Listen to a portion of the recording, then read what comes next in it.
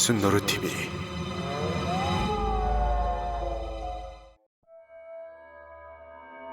집단 히스테리 또는 시민성 집단 질환이란 개인이 아닌 어떠한 집단 안에서 원인 모를 이상 증상이나 행동이 마치 전염병에 감염된 것처럼 퍼지는 현상을 뜻합니다. 집단 히스테리에 빠진 사람들은 모두 비슷한 이상 증상을 보이곤 하는데, 멀쩡한 청년들이 어느 날 갑자기 단체로 몸을 꺾으며 고양이 소리를 낸다던가, 40명이 가까운 소녀들이 지옥을 봤다며 기절을 한다던가, 극단적으론 마을 사람들이 오직 미지의 두려움만으로 수면 중 사망하거나 사고사를 당하기도 하죠. 그런데 놀라운 것은 이런 집단 이상 행동이 발생하는 원인을 찾아보면 대부분 아무런 과학적 이유가 발견되지 않고, 몸이 아프고 실신을 하는 등 하여 검사를 해봐도 건강에는 아무런 이상이 없다고 나온다 하는데요. 이런 집단 히스테리 현상은 아주 오래전인 1500년대부터 발생했다는 보고가 있는데, 최근까지도 크고 작게 꾸준히 발생하고 있다 합니다. 오늘은 실제로 있었던 기괴한 집단 히스테리 사건들에 대해 알아보고, 그 여파로 어떤 일이 있었는지, 또 그 원인은 무엇으로 추측되었는지에 대해서도 알아보겠습니다. 4위, 말레이시아 여학생 단체 비명 사건.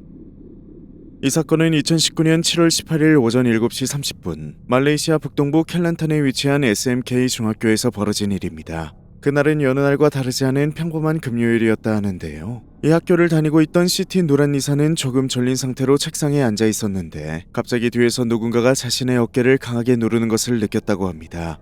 놀란 시티는 누가 어깨를 눌렀는지 보려고 고개를 돌렸는데, 순간 자신이 있었던 햇살이 쏟아지던 교실은 어두워졌고, 자신의 등에선 살과 뼈가 갈라지는 듯한 끔찍한 통증이 느껴지면서 어지러움증과 함께 바닥에 쓰러졌다 합니다. 그리고 잠시 뒤 눈을 떴는데 평화롭던 교실은 지옥의 모습으로 변해 있었고, 시티는 검은 얼굴을 한 순수한 아기, 사람들을 끔찍하게 죽이는 장면을 목격했다 합니다. 이후 시티는 쓰러진 채 기절했는데, 놀라운 것은 같은 반에 있었던 여자아이들도 동시에 그 검은 형상을 보고 비명을 질렀고, 그리고 다른 교실의 학생들도, 다른 층의 학생들도 연쇄 반응을 일으키듯 비명을 지르기 시작했다는데요. 순식간에 학교는 비명소리로 가득 차 아비규환에 빠졌고, 당황한 선생님들은 우선 수업을 중단한 뒤 비명을 지르는 아이들과 기절한 아이들을 교실에 격리하고, 이슬람 기반의 영매사들을 불러와 오랜 시간 코란을 암송하거나 기도를 하며 아이들을 안정시켰다 합니다. 이때의 사건으로 직접적인 영향을 받은 아이들의 수는 최대 85명으로 한동안 정상적인 생활이 불가능할 정도로 트라우마가 심했다고 하는데요. 전문가들은 이 지역이 다른 곳들보다 종교적이거나 영적인 활동이 많아 아이들이 그런 기운에 쉽게 노출되어 단체로 영적 체험을 한 것이다라 말하기도 하고, 억눌려 있던 심한 학업에 대한 스트레스가 폭발해 단체로 집단 히스테리에 빠진 것일 것이다라 추측하기도 했다 합니다. 여담으로 사건 이후 주변에선 이러한 현상의 원인이 학교 바로 앞에 있는 오래된 고목 때문이란 소문이 떠돌기 시작했는데, 학교 측은 학생과 학부모들을 안심시키기 위해 고목을 자르기까지 했다 합니다. 3위, 프랑스 춤 전염병 사건. 1518년 7월 14일 프랑스 스트라스부르 지역에서 발생한 이 기이한 사건은 그저 한 여성이 춤을 추며 시작되었습니다. 이 여성의 이름은 트로페아. 너무 오래된 사건이라 그녀의 신상에 대한 정확한 기록은 남아있지 않지만, 스트라스부르에서 살아가던 평범한 가정의 귀여운 여성이었다고 하는데요. 그런데 어느 날 트로페아가 사람들이 많이 지나다니는 거리에 나타나더니 갑자기 이곳저곳을 거닐며 춤을 추기 시작했다 합니다. 그런데 그 춤은 전통적이거나 훈련된 춤이 아니었고, 비틀거리듯 휘저기는 이상한 몸짓에 가까웠다는데요. 처음 사람들은 그녀가 열병에 걸려 이상행동을 하는 것일 거라 추측했다 합니다. 그런데 그녀의 춤은 일주일 이상 계속 지속되었고, 어느 날은 춤을 추다 지쳐 쓰러지기도 했는데 잠시 쉬곤 일어나더니 다시 춤을 췄다고 하죠. 그런데 기이한 것은 이 춤을 따라하는 사람들이 한두 명씩 점점 늘어났다는 것인데요. 일주일 정도 흘렀을 땐 마을 곳곳에서 이 춤을 30명 이상이, 한 달 뒤엔 400명 이상이 이 춤을 따라 추기 시작했다 하죠. 그런데 이 시기는 8월 한여름, 사람들은 춤을 추다 탈진으로 쓰러지기 일쑤였고, 심각한 경우 심장마비와 뇌졸중으로 춤을 추다 죽기까지 했다 합니다. 이렇게 기이한 현상이 계속되자 마을 사람들의 입에선 사람들이 악령에 씌었다는 말이 나오기 시작했고, 사태가 심각해지자 시의회와 당국도 이 사실을 알게 되었다 하는데요. 그런데 높은 직위의 사람들은 이 현상을 혈액이 끓어올라 흥분을 주체하지 못하는 혈액과열로 인한 병적 현상이라 판단했고, 오히려 춤을 더 추게 해 몸에 쌓인 열을 뿜어내게 하라는 명령을 내렸다고 합니다. 하지만 이 판단은 완전히 틀린 판단이었고, 사람들은 부은 발에서 피가 흘러나와 신발에 피가 고여도, 뼈가 뒤틀려 이상한 모습이 되어도 춤을 멈추지 못했다고 하는데요. 결국 이를 더 지켜볼 수 없었던 종교 지도자들은 직접 나섰는데 그들은 이를 단순한 병이 아니라 성 비투스의 저주라 판단했고 춤을 자신의 의지로 멈추지 못하는 사람들을 모두 성 비투스 성당으로 데려간 뒤 그곳에서 그들의 발에 특수한 신발을 신기고 십자가와 성수로 구마 기도를 올렸다고 하죠. 그러자 신기하게도 사람들은 점점 춤을 멈추기 시작했는데 그렇게 2달 만에 춘 전염병 사건은 완전히 종식되었다 합니다. 이 사건은 여러 곳에 기록으로 남아있을 만큼 상당히 큰 사건이었다 하는데요. 아직까지도 인터넷에서 사람들은 이 사건의 원인에 대해 당시 기근과 흉작, 전염병, 사회불안 등의 극도의 스트레스가 만들어낸 단체 심리적 발작일 것이다. 이것은 호밀에 피는 곰팡이로 인한 중독 때문에 벌어진 것이다. 맥각에는 LSD와 비슷한 성분이 있는데 당시 사람들은 이 사실을 인지하지 못하고 기근 때문에 곰팡이가 핀 곡식이라도 먹어야 했기에 단체로 환각에 빠진 것일 것이다. 실제로 그곳에 성 비투스의 저주가 도래한 것이다 등 다양한 의견을 내놓고 있다 합니다. 글로만 봐도 이렇게 기이한 사건인데 당시 수백 명이 발에 피를 흘리면서까지 몸을 비틀어가며 기이한 춤을 추는 모습을 실제로 본 사람들은 대체 어떤 기분이었을까요? 2위. 탕가니카 웃음 전염 사건.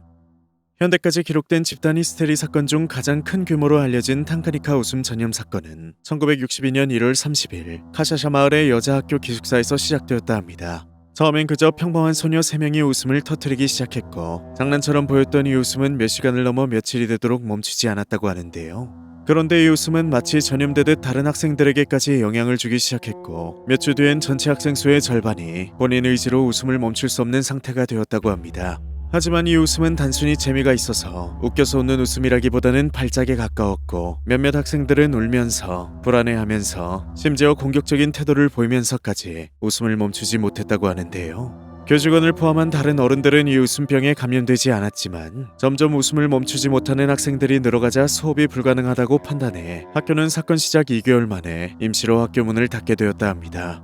하지만 이 의문의 전염병은 카샤샤 마을을 넘어 은샨바 마을로 그리고 카냥게르타 마을 등 다른 마을로까지 퍼지기 시작했다 하는데요.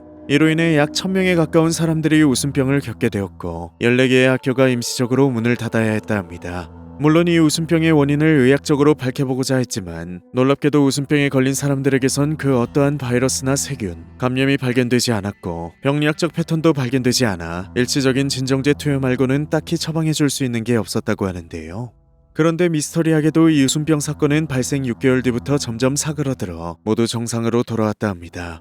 웃음병을 겪은 사람들에게선 웃음 발작, 울음, 불안, 기절, 호흡곤란, 통증 등의 증상이 나타나긴 했지만 그 어떠한 사망자나 심각한 후유증을 앓는 사람들은 없었다고 하는데요. 학자들은 이 웃음병이 오직 젊은 10대들 사이에서만 유행했다는 점, 그리고 감염병적인 증상이 나타났지만 패턴이 일반적이지 않았다는 점, 그리고 자연스럽게 사라졌다는 것을 미루어 보아 집단 히스테리 사건으로 볼 수밖에 없다라고 말한다 합니다. 정확한 원인 없이 웃음이 계속되고 또 그것이 전염되듯 마을을 넘어 멀리 퍼지기까지 하다니 대체 그곳에선 무슨 일이 있었던 걸까요?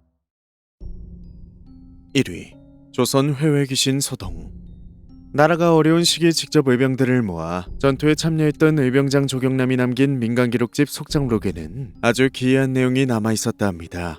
비 오는 날이면 한양 일대 민가에 밤마다 회회하는 소리를 내며 나타나는 요괴가 있다. 이것은 사람들을 잠에 들지 못하게 하거나 잠에 든 사람을 눌러 꼼짝 못하게 하여 고통을 주다 목숨을 앗아간다.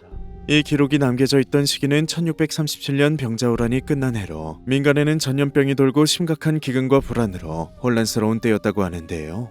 이러한 소문으로 주민들은 칠흑같이 어두운 밤, 특히 비가 오는 밤이면 잠에 드는 것을 두려워했고 더 나아가 회외 귀신은 전쟁으로 죽은 원원들이 아직 살아있는 사람들을 원망하는 마음이 만들어낸 귀신이라고 생각하기도 했다 합니다. 이것이 단순한 소문으로 지나갔으면 좋았었겠지만 잠에 깊게 들지 못하고 긴장하며 설잠에 든 사람들은 가위에 눌렸고 처음 이 현상을 경험한 노인이나 기가 약한 사람들은 회외 귀신이 자신을 찾아온 줄 알고 심장마비로 사망하기도 했다 하는데요. 이렇게 멀쩡하던 사람들이 밤에 죽어나가자 민간에서는 회외 귀신은 팔이 길고 혀가 긴 검은 모습을 하고 있다. 동물과 사람이 합쳐진 듯한 기이한 모습이다라는 등 소문은 점점 더 부풀려졌다 합니다.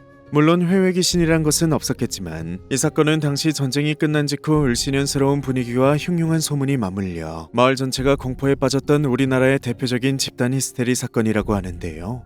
회외라는 소리에 대해선 많은 사람들이 호랑지빠기와 같은 밤에 우는 새의 소리였을 것이다. 비 오는 날 지붕에서 빗방울이 떨어지는 소리였을 것이다 등 여러 가지 추측들이 이어지고 있지만 그 어떠한 가설도 이 사건의 경위에 대해선 속 시원하게 설명하지 못한다고 합니다. 분명 회외라는 정확한 묘사가 남아있을 정도면 무언가가 있긴 했었다는 이야기일 텐데 그것의 정체는 대체 무엇이었을까요?